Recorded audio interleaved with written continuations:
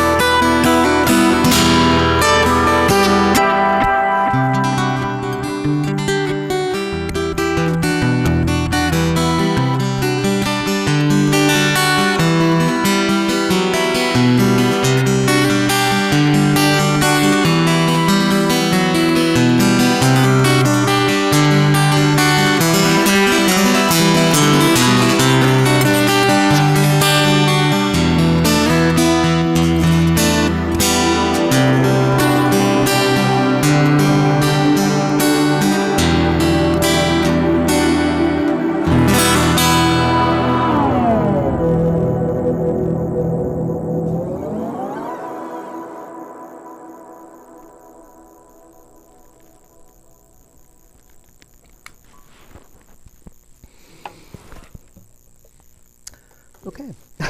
Thank you. Should I play another? Yeah? Okay. All right.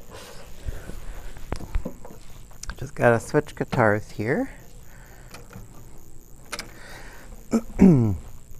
This is a new old song.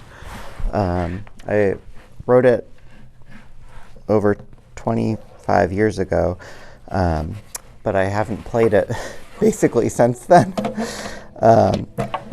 And I found a CD in the trunk of my car that I had burned, like when you used to be able to make CDs at home, when laptops had CD drives.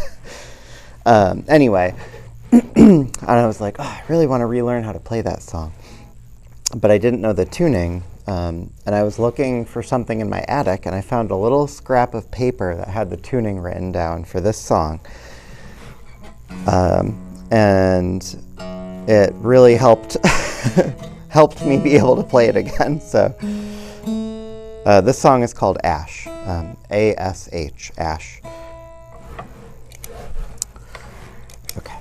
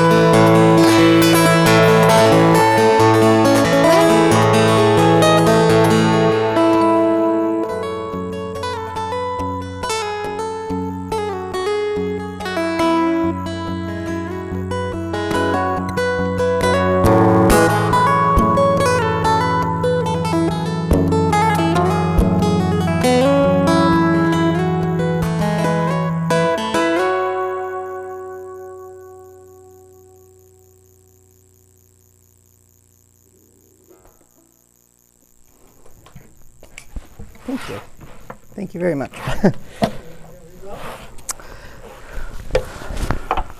All right, so I hope the guitar changing isn't a problem. Is that okay? That's all good. That's all good. All right, cool. After all, this is a live show. Yeah. I just played last night at the Simsbury Grange. So I'm a little bit drained, but it's okay. Now, would you, yes you, be willing to lend some whistles in the intro of this next song? Sure. What kind of whistle? Any kind, bird collie, stuff like that. Yeah. The song's called For the Birds, and I think that the whistling really adds to the intro a lot. So you got it. I'll do my best. Okay. And when it kind of starts to pick up, like with a little bit of a groove, that's like when the intro is basically over. But whistle as much as you like, or if not at all, that's cool too. Okay. All right, here we go. For the Birds.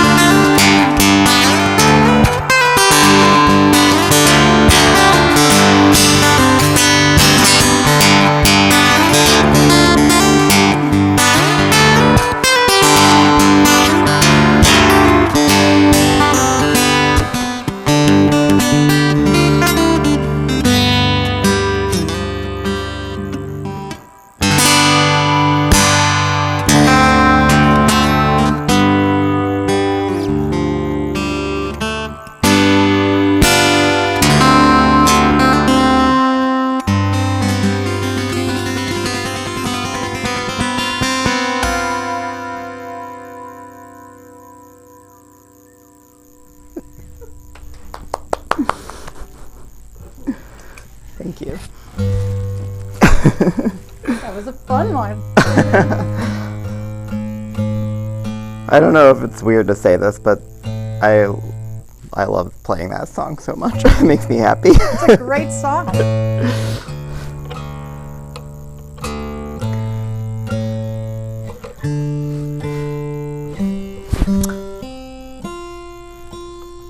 All right, this next song, same guitar, different tuning. This is D, A, D, G, C, F. Yeah. This song is called Circuit Breaker, and I recently discovered my wedding band here. If I hit it in just the right spot, I can get a really nice percussive sound. It's hard to hit it exactly, but I'll try my best. Here we go. Circuit Breaker.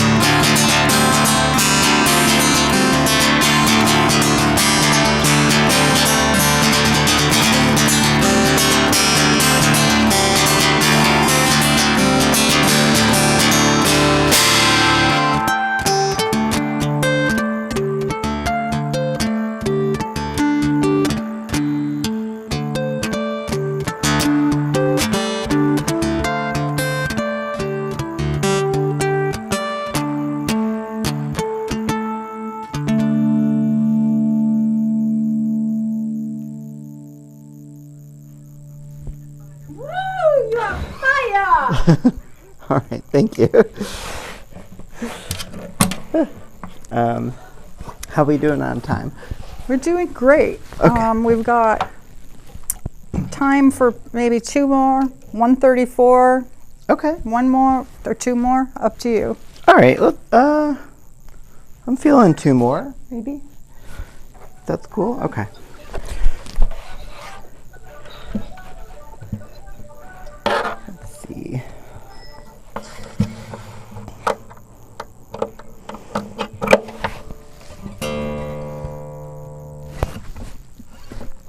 Let's do.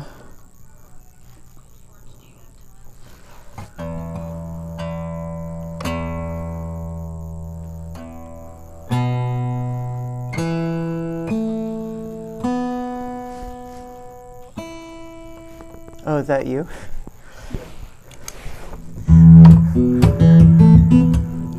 You're being recorded all over the place.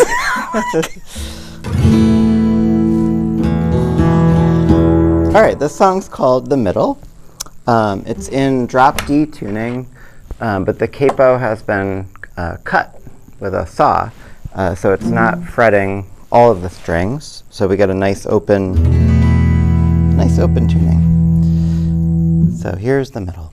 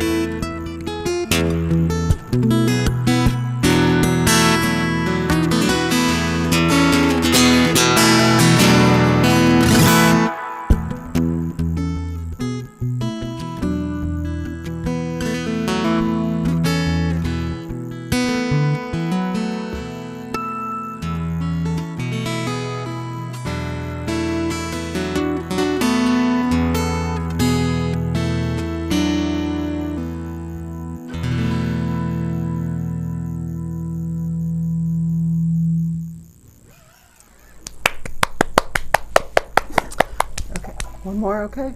One more is good. Okay. Thank you. No, thank you. Glad I got to at least use each guitar once. It's hard to know how many Such to a bring. beautiful array of guitars.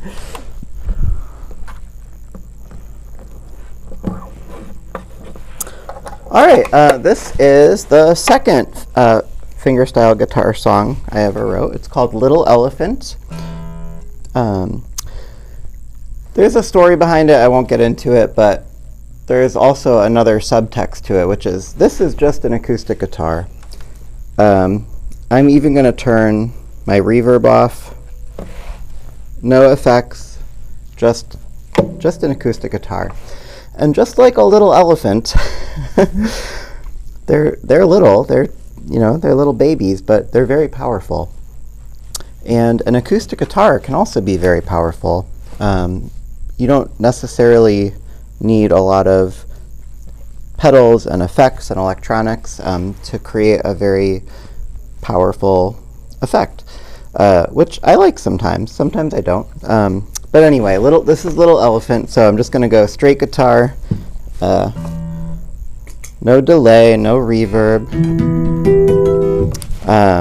Yeah, so here's what you got.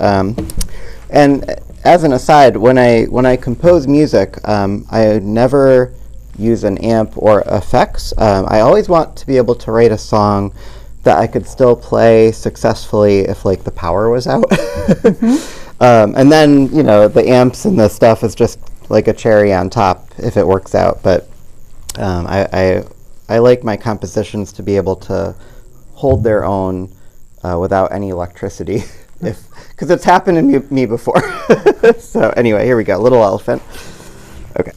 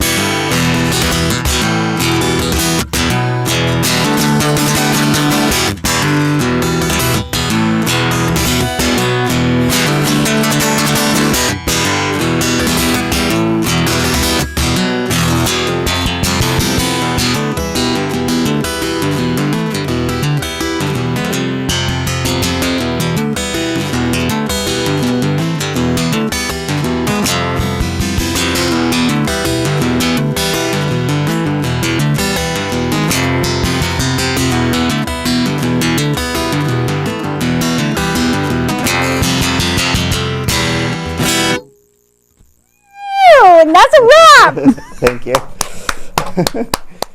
And here we are. Welcome back to Concert Connections. I'm sitting here with Joel Weik from Bristol, Connecticut, who put on that fabulous friggin' performance. He just blew me away. I'm sure he blew each and every one of you away as well. Hey, Joel, welcome, and thank you for coming all this way from Bristol to join us here on Concert Connections. How you doing? Good. My pleasure. Thank you so much for having me. Anytime. Like I said, anytime you want to come on, you're always, always welcome. Thank you. I would like to see you be a staple of Concert Connections. Okay, yeah. I'd I'm love just to come back. very impressed. The sound in this room is wonderful. I would have to agree.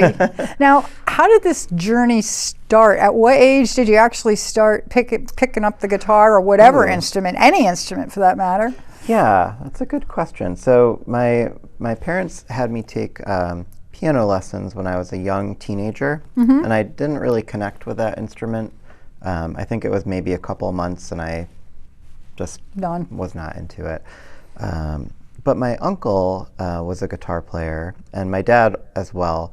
But really, I think the thing that made the difference for me, my mom, she went to the Wolcott Library. I grew up in Wolcott. Okay.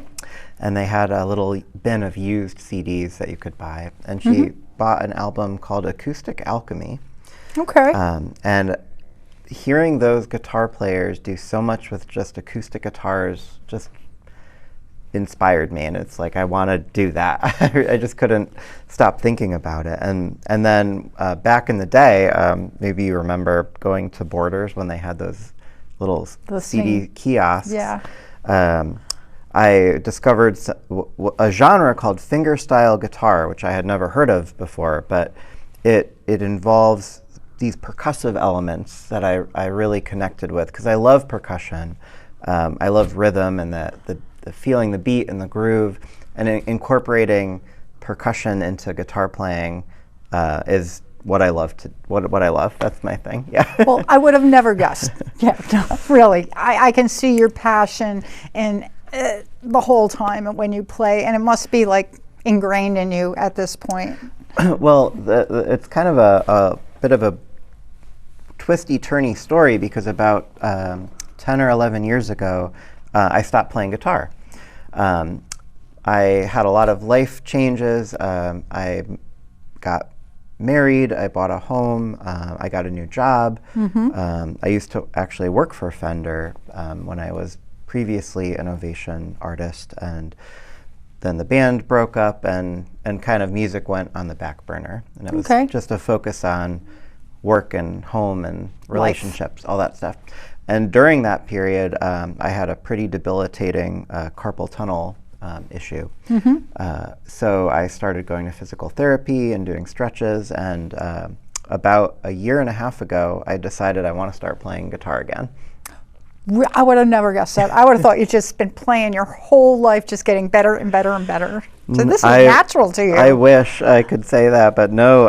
A year and a half ago or so, I played at the Maple Tree in Simsbury. That was the first open mic, the first public performance in like over a decade.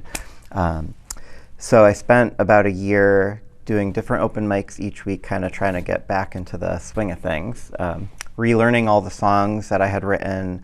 Thank goodness so many people had put recordings up on YouTube, because I couldn't remember how to play a lot of those old songs, because it had been so much time. So I would watch the recordings and try to relearn my own songs. But yeah, it kind of seems like it's working out okay, and I just absolutely feel so happy that I can still play, because I was worried I wouldn't be able to because of my I can imagine carpal tunnel issues, and just from not playing for so long. Kind of felt like maybe I just lost it, Well, you haven't lost it, not at all. But it just makes me so happy to be able to still play guitar. I love doing it, and I love sharing music with people. So I'm just grateful that I'm going to do it as long as I can, until my body breaks. Well, that's the plan, I think, for every artist. And I shouldn't say that. I shouldn't speak for every artist. Sure. But usually it's in their blood and they can't put that guitar down. And I see that happening with you. That's why I said anytime you want to come on here, please grace us because Thank we you. enjoy Yeah, I your would love to come back. performance. So let me ask you, where do you play out a lot? If somebody wants to catch you somewhere, I know you're just starting kind of on your journey again, and summer's coming. And yeah, where would you like? What would you like to do at this point? That's a very good question. So I'm trying to think back. Friday, let's see. I'm sorry. Saturday, I played at Trinity College, and then let's see. I played at the Simsbury Grange on Monday night, and I'm here today. There's a couple of festivals this summer I'm playing at. I forget the names of them. I usually can only think about like the next thing I'm doing, which Totally was get it. today. So everything else is out of my mind right now. So if somebody, now do you update any certain website? Yeah. So I usually put, I always I'm trying to be better about this, but on either my Facebook page or my Instagram page is where I typically. So just go look up Joel Weik, W-E-I-K, everyone, Joel, W-E-I-K. And I'm sure he's on all the platforms like most musicians, and just look him up. And yeah. And I've got a live album I released last year that's on Spotify, Apple Music, Amazon, music, all the platforms. So if you're interested in listening to some of my stuff, you can look me up there. But my like official handle is at Joel Weik Guitar.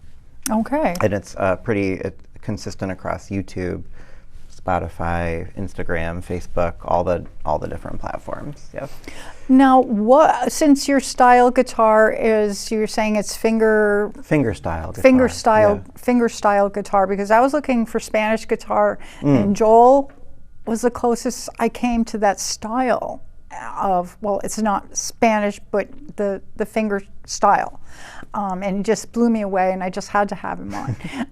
But anyways, who were your influences growing up? That's a really, really good question, too. So in no particular order, and I would be surprised if anyone listening knows any of these people, but Don Ross is my guitar hero. Michael Hedges, another one. Preston Reed, Alex DeGrassi, Lawrence Juber. Those are the ones that come to mind. Yeah. Okay. But I listened to a lot of world music growing up, meaning I love world music from different cultures, different continents, different places. There's different sort of rhythms and melodic structures, and in some cases even the pitches that the strings are tuned to.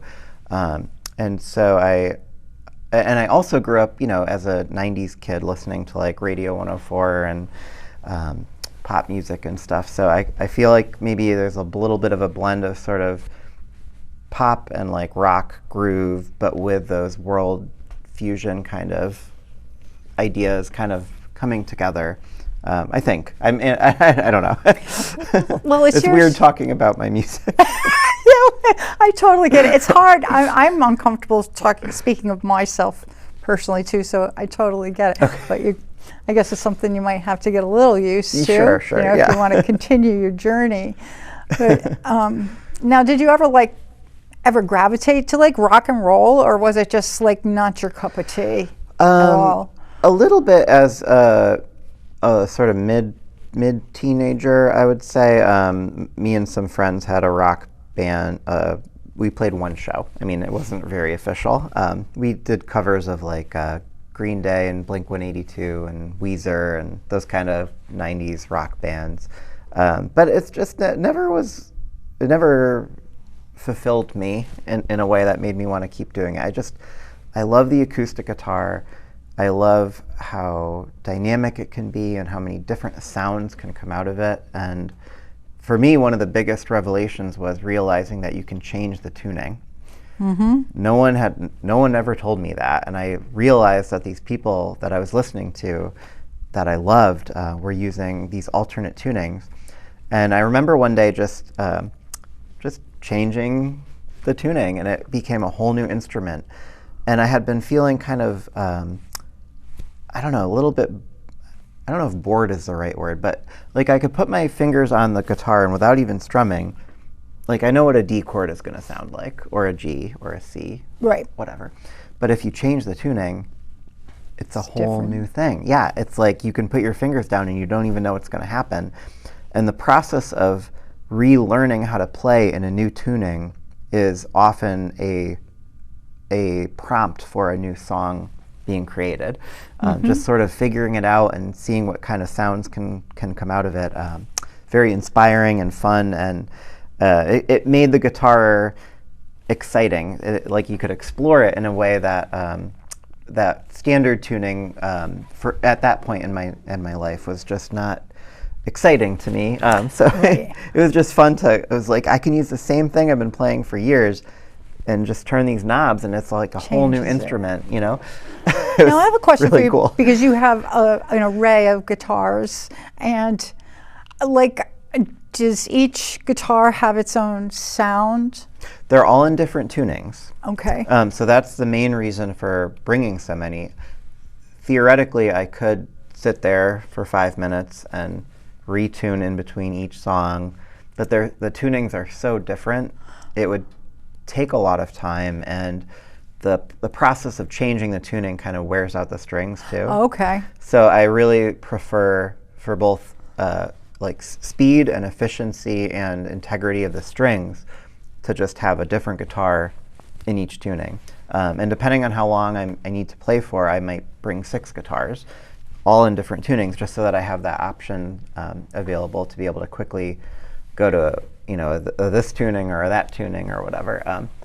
You just taught me something today that I did not know, because I often wondered, you know, why so many guitars, and you know, I knew there had to be a reason, and you just, I mean, just told me. Thank you. And I yeah, love learning new things. And there are fingerstyle guitarists who may only work within one special tuning, or they're very adept at being able to quickly change the tuning in between songs. I've had a string break that way, and like I said, the strings kind of seem to wear out a little bit, so I got room in my car. I got, you know, I've been collecting these Ovation guitars for years now. I've got 8 of them. Wow. 2 of them are in the shop, just getting, beautiful getting guitars. tuned up. They are beautiful. Yeah, I love them.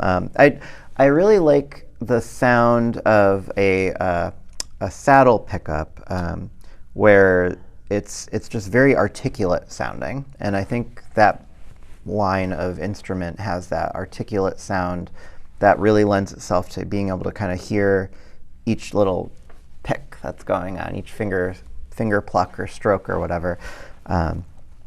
But yeah, I think for the kind of music I do, a full wooden acoustic guitar, it's a little muddy. I'm not dissing on wooden guitar. I love how they Right. sound, absolutely. But for what I do, things kind of get jumbled up, and it's hard to kind of hear the detail. So I think some people might consider what I play to have a little bit of a bright sound, as opposed to sort of a warm or dark sound.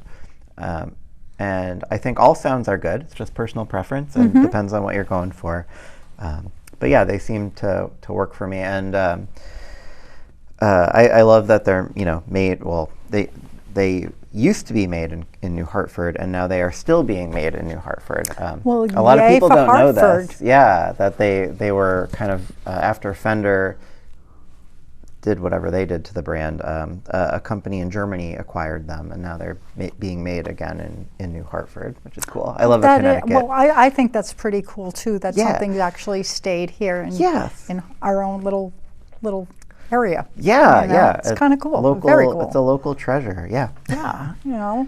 So now you have round backs on the guitar. What's the difference between like a round back compared to like a flat back of a guitar? Is it So the round back of this style of guitar, the Ovation guitar, it really has to do with the manufacturing. So it's made out of a material called lyricord, which is very similar to what the helicopter blades are made out of. So Okay. Charlie Kamen, you may know of Kamen Industries in Connecticut. He was also a musician, a lover of music, and at one point in his career, he decided he wanted to diversify out of the the weapons and military industry and get into more music production. So they were able to use this material from the helicopter blades to make these guitars. So it's about the way they're molded. With a wood, you know, you can't really mold wood Right. in a round shape like that. And it has, it's kind of almost like, think of how an egg is like sort of a perfect, strong shape in nature. Yep. It's like half of an egg, kind of. The only thing that is mainly different is that it tends to want to sort of slide off you. Gotcha. And that's kind of what prompted me to not play sitting down, because I can't. It would just kind of roll away. Whereas a standard acoustic guitar with a wooden body kind of can, with those flat edges, kind of sit on you and not run away from you, you know? So that must have took time to adapt to something like that? Yeah, it was, because I didn't start with those. I used just an old acoustic guitar my dad gave me. But then later in my life, he gave me his Ovation guitar, and that's when I was like, okay, I like how this sounds. This is what I want to play. Now, how did you start? Now, you compose your own music, correct? Mm-hmm. Now, how does that creative process work with you? Is it life stories? Is it just a sound? Is it how does that work? Usually, it will be sort of okay, two ways. One is changing the tuning and then exploring that new tuning and sort of finding interesting sounds and melodies, and a song kind of emerges. The other way, that's kind of annoying, honestly, is usually right before I'm about to fall asleep, an idea will just pop into my head, and then I have a choice. I can go to sleep and forget it forever, or I can get my phone, grab a guitar, record it, and oftentimes it's late and I have to do it in the basement or outside on the deck so I don't wake anybody up. Well, it's a creative process, and you got to go for it. Yeah. So it's a little bit annoying, because I sometimes just wish, couldn't this idea come like in the middle of the day? Like, why does it have to be right when I'm about to fall asleep? Yeah, that is. Well, I guess that's when your mind is at rest and can actually venture other than work and our daily struggles. That's true. You know? Yeah. Let's see. I'm going to see how we are on time. And is there anything, we're going to conclude in a few minutes, Okay. Anybody you'd like to thank or say hello to at this time, or Oh my goodness. or anything? Yeah. Oh, that's a big question. I think right now I'm feeling the most thankful for the community of musicians that I've gotten to know over this last year and a half or so. By and large, everyone is so supportive and welcoming and friendly. So many of these people have been to my home. I've been to their homes. I've seen their CD release parties and their concerts, and it's just so lovely to be able to kind of enter into this community of musicians and